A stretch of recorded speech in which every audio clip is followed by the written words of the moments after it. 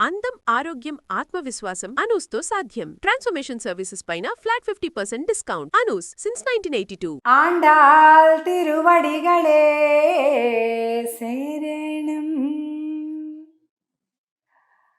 ఆండాళ్ తల్లి పాడిన 30 పాసురాలు, తిరుప్పావై దివ్య పాశురాలను రోజుకొక్కొక్క పాసురం చొప్పున చూస్తున్నాం. చూస్తూనే 13వ రోజుకి మనం చేరుకున్నాం. ఈ 13వ పాశురంకి వచ్చేసరికి అల్లకల్లోలం అయిపోయింది నందవ్రజమంతా. ఒక్క 2 వర్గాలుగా చీలిపోయారనమాట గోపికలందరూ. ఏమిటో తెలిసిన, రామ పార్టీ ఒకళ్ళు, కృష్ణ పార్టీ ఒకళ్ళు. మా రాముడే గొప్ప అని ఒక పార్టీ, కాదు మా కృష్ణుడే గొప్ప, రామ జిందాబాద్, కృష్ణ జిందాబాద్. ఇలాగా గోపికలంతా 2 వర్గాలుగా చీలిపోయారు 13వ పాశురం ప్రారంభ సమయానికి. ఎందుకు? 12వ పాశురంలో చివరిలో మనత్తుకినియానై పాడవం నీవాయ్ తిరవాయ్ అని అంటూ శ్రీరాముణ్ణి తలిచారు. ఏమ్మా, మనం కృష్ణుడి కాలంలో ఉన్నాం, మనం కృష్ణుడి కోసం వెళ్తున్నాం, నువ్వు రాముణ్ణి ఎందుకు తలిచావు అంటూ ఒక పార్టీ ప్రశ్నించేసింది.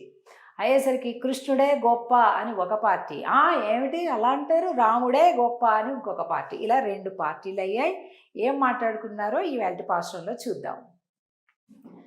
புள்ளின்வாய் கிண்டானை பொல்லாவரக்கனை கிள்ளி களைந்தானை கீர்த்திமை பாடிப்போய் பிள்ளைகளெல்லாரும் பாவை களம்புக்கார் வெள்ளி எஜுந்து பியாஜ முரங்கித்து புள்ளும் சிலும்பினகான் போதரி கண்ணினாய் குள்ள குளிர குடைந்து நீராடாதே பள்ளி கிடத்தியோ பாவாய் நீ நன்னாளால் கள்ளம் தவிர்ந்து கலந்து ஏலோரெம்பாவாய்.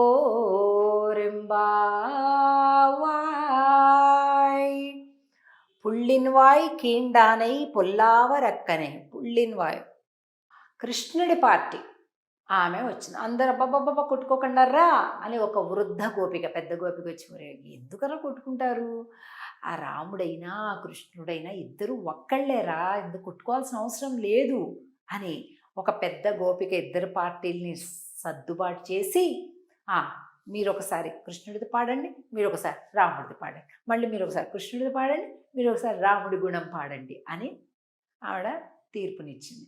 సరే, అయితే మేమే ముందు పాడతాం అని కృష్ణ పార్టీ వాళ్ళు. పుళ్ళిన్వాయ్ కీండానై అంటే వీళ్ళు చెప్తున్నారు, ఆ బకాసురుణ్ణి మా స్వామి ఏమి చీల్చి చెండాడు అనుకున్నావు, పరాక్రమంతో చీల్చాడు మా స్వామి కృష్ణుడు అని వీళ్ళు చెప్పారు. వెంటనే రామ పార్టీ వాళ్ళేం చెప్పారంటే, కిళ్ళి కళైందానై కీర్తిమై పాడిపోయ్. దశకంఠుడున్నాడే 10 తలల రాక్షసుడు, వాడిని దేవతలు, దానవులు, గంధర్వులు ఎవ్వరేమి చెయ్యలేనటువంటి వాడు. ఎందరినో కూడా తన కాళ్ళ కింద, చెప్పు కింద పెట్టేశాడు దేవతలను కూడా. అలాగా తన బల పరాక్రమాలతోటి అన్నింటినీ జయించినటువంటి అంత గొప్ప రాక్షసుడున్నాడు కదా 10 తలలు పెట్టుకొని. వాడిని మా రామచంద్రుడు కిళ్ళి కళయిందానే గిల్లి పారేశాడు. అతని తలలు 10 గిల్లి పారేశాడు. అండ్ మీ కృష్ణుడు బకము అంటే కొంగని సంహరించడానికే పెద్ద బలపరాక్రమాలు చూపించాల్సి వచ్చింది, కానీ మా రాముడు చేశాడు, గిల్లేసేసాడు అని చెప్తున్నారు అన్నమాట. பிள்ளைகளெல்லாரும் பாவைக்களம் புக்கார் వెళ్ళియజందు వ్యాజమురంగిత్తు. అమ్మ, పిల్లలందరూ కూడా వచ్చేసాం. అందరూ ఒక దగ్గరికి చేరిపోయాం. కుళ్ళ కుళిర కుడైందు நீராடாதே பள்ளி கிடத்தியோ పావాయ్ నీ నన్నాళాల్. మళ్ళీ ఈ పాసురంలో పుళ్ళుం సిలుంబినగాన్ అంటారు. మనకి 6వ పాసురంలోని మొదటి పదం ఒకసారి పుళ్ళుం సిలుంబినగాన్ వచ్చింది. మళ్ళీ తిరిగి ఈ పాసురంలో పుళ్ళుం సిలుంబినగాన్ పోదు అరి కಣ್ಣಿనాయ్. అంటే ఎంత నేత్ర సౌందర్యం కలిగినటువంటి గోపిక అంటే చెప్పలేం. వెళ్ళి ఎഴുந்து వ్యాజమురంగిత్తు. అదిగో చూడమ్మా, అజ్ఞానము సంతరించిపోయింది, జ్ఞానము ఉదయించింది. అంటే గురువు అంటే ఎవరు? బృహస్పతి. గురువు అస్తమించాడు. ఆయన చార్వాక సిద్ధాంతం చెప్పినటువంటి గురువు అస్తమించాడు. అలాగే శుక్రుడు ఉదయించాడు అని అంటూ ఇట్లాగా గురు శుక్రులు అని చెప్తూ తెల్లవారటాన్ని చీకటి పడటాన్ని చెబుతూ ఆ గోపికను మర్మగర్భంగా అమ్మా దేవతా సమయం లేమ్మా అని చెప్తుందనమాట. కుళిర కుడైందు నీరాడాదే. చల్లటి నీటిలో హాయిగా స్నానం చేద్దాం. ఎందుకంటే కృష్ణ విరహంలో ఉన్నాం మనమంతా కూడా. ఈ కృష్ణ విరహం తగ్గాలి అంటే చల్లటి నీటిలో స్నానం చేయాల్సిందే అని చెప్తుంది.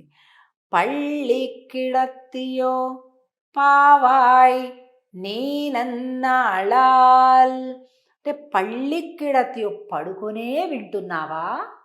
మేము పాడుతూనే ఉన్నాం, నువ్వు వింటూనే ఉన్నావా అమ్మా అంటున్నారు.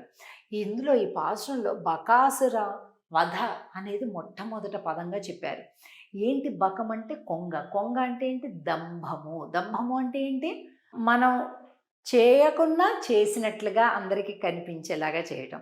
మనం గొప్పవాళ్ళం కాదు, కానీ గొప్పవాళ్ళుగా కనిపించాలని ప్రయత్నిస్తాం. మనకంత ధనం లేదు, కానీ అంత ధనం ఉన్న వాళ్ళుగా కనిపించాలని ప్రయత్నిస్తాం. అలాగే ఒంటి కాలుతోటి నిలబడి కొంగ ఏం చేస్తుంది? ఎవ్వరు లేనప్పుడు టక్ టక్ అని నోట్లో వేసుకుంటుంది. అదేదో జపం చేస్తున్నట్టు, ఒంటి కాలు మీద తపస్సు చేస్తున్నట్టు అలా ఉంటుంది చూడటానికి. కానీ అది చేసే తపస్సా కాదు, ఆహార వేట. అలాగే మనుషులలో కూడా దంభం చాలామంది చేసేటటువంటి ఒక చాలా పెద్ద తప్పు. మేమండి చాలామంది చెప్తుంటారండి నాతో, రోజు అండి 2 గంటలు పడుతుందండి నాకు పూజ, 3 గంటలు చేస్తానండి, 4 గంటలు చేస్తానని చెప్తారు. ఎందుకు చెప్తున్నారు? నాకు ఎప్పుడు అర్థం కాదు. నీకు ఆనందం కలిగింది, నీకు ఇష్టమైంది, నువ్వు నీ సంతోషం కోసం నువ్వు చేసుకుంటున్నావు. దానికోసం కనిపించిన వాళ్ళకి, కనిపించిన వాళ్ళకి, అడిగిన వాళ్ళకి, అడగని వాళ్ళకి నేను 2 గంటలు చేస్తాను, 3 గంటలు చేస్తాను. ఎవరిని ఉద్ధరించడానికి చేస్తున్నావు? నీకు ఆనందమైంది నువ్వు చేసుకుంటున్నావు, నీకు ఆనందం అవ్వలేదు చెయ్యకు, అంతే. కానీ వీళ్ళు వేరే చేసే పాడు పనులు అయితే అస్సలు చెప్పరు. మళ్ళీ ఏమేమి సంపాదించుకున్నారో అవి చెప్పరు. అవన్నీ నువ్వు జాగ్రత్తగా సీక్రెట్. దేవుడికి ఒక్కసారి కూర్చున్న గంటలు మాత్రం నిమిషాలతో సహా లెక్కబెట్టి వీళ్ళంత గొప్పవాళ్ళు ఎవ్వరు లేరన్నట్టు చెప్తారు. ఇది తెలిసి చేసినా తెలియక చేసినా తప్పేనండి. ఎవ్వరు కూడా భగవంతుడి ఆరాధనకి మేము ఇంతసేపు అంతసేపు ఎవరికి చెప్పకండి. తిరుపతికండి మేము నెలకోసారి వెళ్తామండి, వారానికి ఒకసారి వెళ్తామండి, అప్ అండ్ డౌన్ ఫ్లైట్ అండి, అంత ప్యాకేజ్ అండి. ఎందుకండి ఇవన్నీ? ఎవరికి చెప్తారు? నీకు ఇష్టమైతే నువ్వు వెళ్ళు, ఇష్టం లేకపోతే వెళ్ళకు, అంతవరకే. కానీ దాన్ని పెద్ద చాటింపు వేసుకోవాల్సిన పని లేదు. అలాగే దాన ధర్మాల విషయంలో కూడా బాబా ఇంకా అదైతే చెప్పలేము. ఎంత అసహ్యంగా ఉంటుందంటే, ఒక్క చిన్న దానం చేయటం బోల్డ్ ఫోటోలు, శాలువాలు, కాండవాలు, ఈ మొమెంటోలు పట్టుకోవటం, ఇటో 10 మంది అంటే ఎందుకు వచ్చిందండి ఇవన్నీ? నాకు అర్థంగా, నీకు ఇష్టమైంది నువ్వు ఇచ్చావు అంతవరకే. దానికి పబ్లిసిటీ ఏంటి? తీసుకున్నవాడు సిగ్గుతో చచ్చిపోయేలాగా. అసలు అలాంటి పనులు చేయొద్దండి. అలాగే ఇవాళ ఆండాళ్ళు తల్లి ఈ 13వ పాసురంలో దాని గురించి చెప్తుంది. దంభము లేకున్నా ఉన్నట్టు నటించకు అని చెప్తుంది. ఎంత బాగుంది కదండి. తప్పకుండా ఈ ధనుర్మాసం సాక్షిగా మనలో ఉండేటటువంటి మలినాలు, తెలియక తెలిసి ఉన్నటువంటి వాటిని తొలగించుకునే ప్రయత్నం చేస్తూ ముందుకెళ్దాం. రేపటి రోజు 14వ పాసురం రోజు తిరిగి కలుద్దాం. జై శ్రీకృష్ణ. ఆండాల్ తిరువడిగళే శరణం. సుమన్ టీవీలో మీ పర్సనల్ అండ్ బిజినెస్ ప్రమోషన్స్ కోసం కింది నెంబర్కి కాంటాక్ట్ చేయండి.